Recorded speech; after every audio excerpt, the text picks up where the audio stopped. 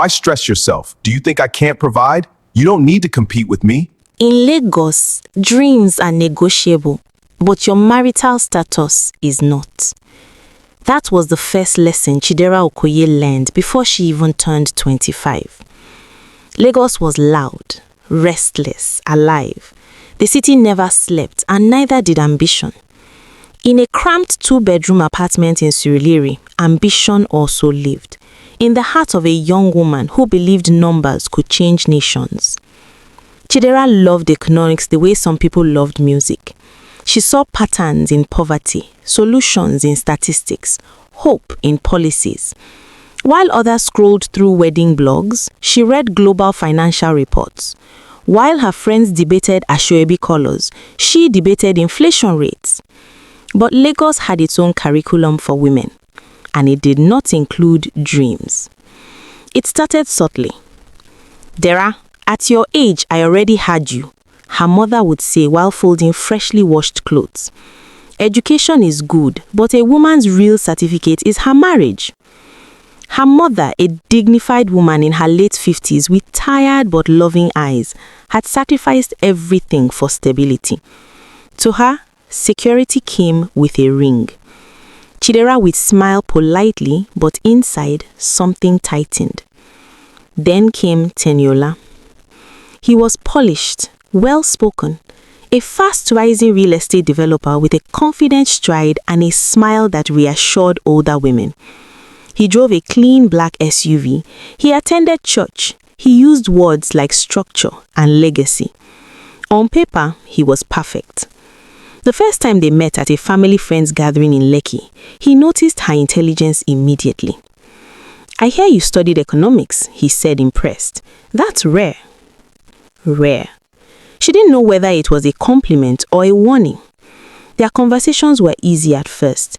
He admired her ambition, or so she thought. But admiration slowly turned into redirection. "You can always walk later," he would say gently. "Marriage doesn't stop dreams, it just rearranges them." Rearranges. The word lingered. Pressure mounted like harmattan dust in December. Church women began coincidentally visiting. Aunties started calling. Her mother's tone changed from suggestion to urgency. "You don't want to be left behind," her mother whispered one night. "Dera, good men don't wait forever." Left behind, as if life was a bus she was about to miss. The proposal came faster than her doubts could mature. It was public, grand, intentional. In a brightly lit restaurant overlooking the Lagos skyline, Teniola went down on one knee. Applause erupted. Phones recorded. Strangers cheered. And in that noise, Chidera's silence went unheard. She said yes. Not because she was ready. Not because she was certain. But because the entire room expected her to. The wedding was beautiful. Expensive. Loud.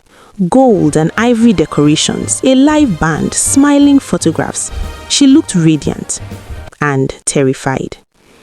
The first crack appeared 2 weeks after the honeymoon. She received an email. An international development program in Nairobi had accepted her application, a fully funded fellowship in economic policy research. Her dream. Her heart pounded as she showed Teniola. He didn't celebrate. "Nairobi?" he repeated calmly. "Why would you need to go there?" "It's just a year," she said quickly. "It could change everything." He smiled, but it wasn't warm. "You are married now, Dera. Our focus should be here, on us, on building a family."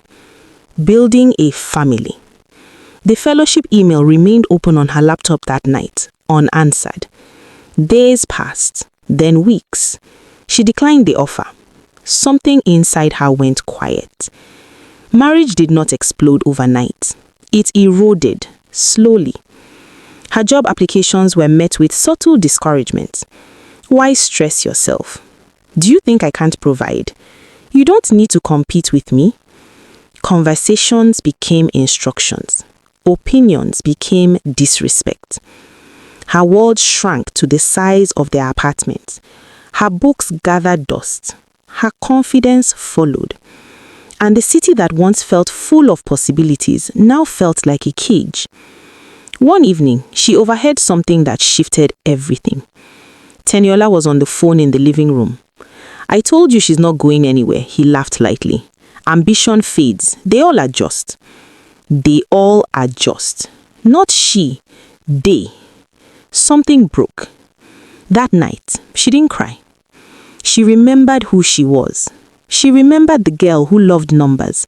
The girl who believed policies could lift communities. The girl who once promised herself she would never shrink. Weeks later, she found the email again. The fellowship had reopened a spot. Her hands trembled. This time, she didn't show him.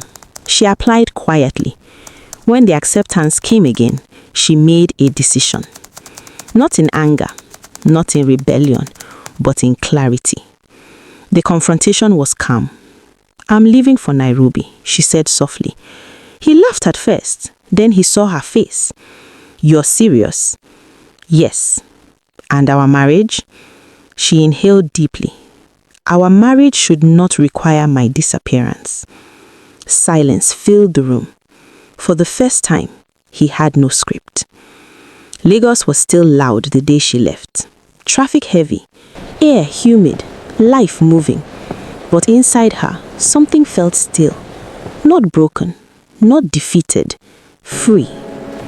Some called her selfish, some called her foolish.